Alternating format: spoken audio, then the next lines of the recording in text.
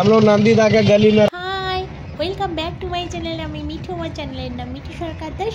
আর আমি চলে এসেছি তোমাদের কাছে আজকে একটা নতুন ভিডিও নিয়ে। আই হোপ তোমাদের কিন্তু ভিডিওটা ভালো লাগবে, আর ভালো লাগলে একটা লাইক কমেন্ট করতে কেউ কিন্তু ভুলো না। আর আজকের ভিডিওটা চলো তোমাদের সঙ্গে করে নিয়ে কিন্তু আমি শুরু করছি। দিনটা ছিল বৃহস্পতিবার, আর এই বৃহস্পতিবারে জানো তোমরা আমাদের পাড়াতে একটা হাট বসে, আর এটাই হচ্ছে সেই মমতা ব্যানার্জি হাটটা আমাদের এখানে বসিয়েছিলেন।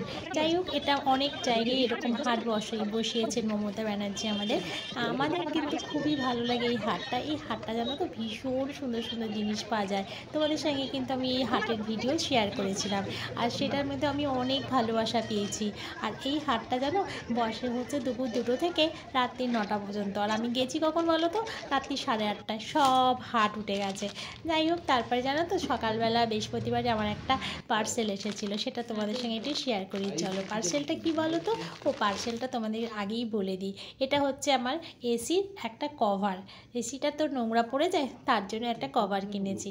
কভারটা না দেখতে খুব সুন্দর জানো তো। যাই হোক, এসিতে লাগানোর পর তোমাদের সঙ্গে শেয়ার করা হয়নি, তোমাদের সঙ্গে কখনো এটা শেয়ার করে নেবো। কেমন সুন্দর হয়েছে বলো তো? আমার তো খুব ভালো লেগেছে। একটা হরিণ আর একটা গাছ, খুব সুন্দর। আর জানো তো, শুক্রবার দিন আমরা 4 জনে মিলে বেরিয়ে পড়েছিলাম। আমরা একটা জায়গায় বেড়াতে যাব, আর কোথায় যাব সেটা কিন্তু তোমাদের সঙ্গে সব শেয়ার করব।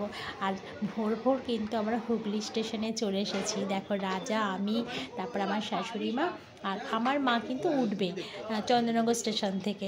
আর আমরা এখন যেহেতু বাড়িতে চা খেয়ে আসিনি, তাই একটু স্টেশনে চা খেয়ে নিলাম। আর দেখো কি সুন্দর লাইনে এরা কাজ করছে, সব মাপামাপি করছিল, সেটাও তোমাদের সঙ্গে একটু শেয়ার করলাম। আমাদের দেখো ব্যান্ডেল লোকাল কিন্তু এসে পড়েছে, আমরা এবার ট্রেনে উঠে পড়বো। চলো, এই দেখো আমার মা চন্দননগর স্টেশন থেকে উঠে দুজনে দেখো কি সুন্দর দুই বিয়াইতে খুব মজা করছে। আমি জানো তো, আমার এই দুই মাকে আমার খুব ভালো লাগে, ওদের ছোট ছোট জায়গাতে বেড়াতে নিয়ে যেতে, আর ওরা খুব আনন্দ পায় জানো। আমি এই যে সুন্দর মুহূর্তগুলো আমার এতটাই ভালো লাগে। যাই হোক, আমি যতটা পারি আমার সাধ্যের মতন আমি চেষ্টা করি ওদেরকে আনন্দ দেওয়ার। এই দেখো সারাপল্লী জংশন, তারপরে ড্রেসটা চলে এসেছে। ভেতর থেকে তোমাদের সঙ্গে শেয়ার করলাম, যেহেতু বাইরে থেকে তো শেয়ার করা যাবে না, আমি তো ট্রেনের ভেতরে রয়েছি। আর তোমাদের কাছে একটাই কথা, যারা আমার নতুন নতুন বন্ধু দেখছো ভিডিও কিন্তু সাবস্ক্রাইব করছো না, লাইক করছো না, কিছুই করছো না, এই জন্য আমার খুব ভালো লাগে না। প্লিজ যারা ভিডিও দেখছো, ভালো লাগলে একটা লাইক করো, আর কমেন্ট করো, আর সাবস্ক্রাইব করে আমার পাশে থেকো।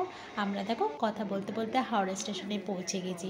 আর হাওড়া স্টেশনে গিয়ে ভিড় দেখতে পাচ্ছ। আমরা বাইরের দিকে চলে এলাম, যেহেতু আমরা যাত্রীর সাথে ট্যাক্সি ধরবো, সেই জন্য দেখো এখানে প্রচুর লাইন পড়েছে। তা আমরা এখানে কিন্তু একটা যাত্রীর সাথে ট্যাক্সি পেয়েও গেছি, আর এবার সেই ট্যাক্সিতে উঠবো।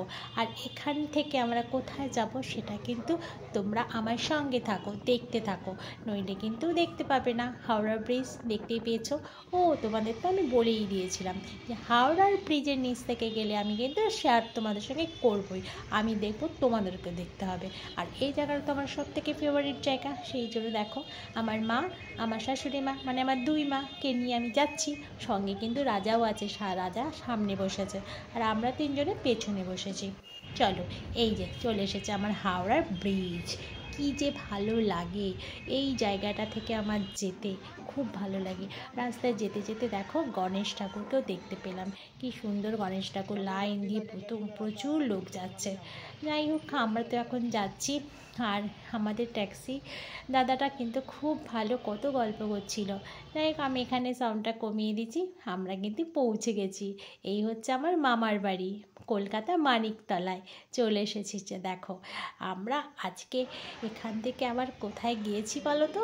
আমি আমার মামার সাথে বেরিয়ে পড়লাম কচুরি আনতে। এই দেখো, আমার ছোটো মামার সঙ্গে আমি বেরিয়ে পড়েছি। মায়েরা ঢুকে পড়েছে, গল্প করছে, আর এদিকে আমি মামার সাথে বেরিয়ে পড়েছিলাম এই কচুরি আনতে।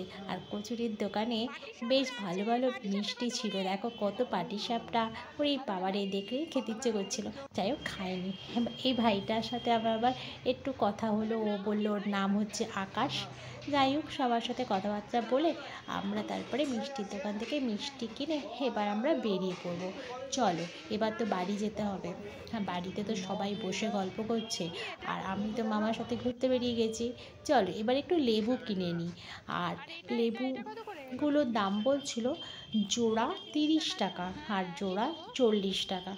যাই হোক, আমি এখান থেকে কয়েকটা লেবু নিয়ে নিলাম, আর তারপরে বাড়ি ফিরে এলাম। খাওয়া দাওয়া, দেখো অনেক কিছু রান্না হয়েছে, খাওয়া দাওয়া করে ঘুমিয়ে পড়েছিলাম। তারপর কোথায় যাচ্ছি, ঘুম থেকে উঠে মামার বাড়ি থেকে আবার বিকেলবেলা কোথায় যাব সেটা পরের ভিডিওতে আসছে।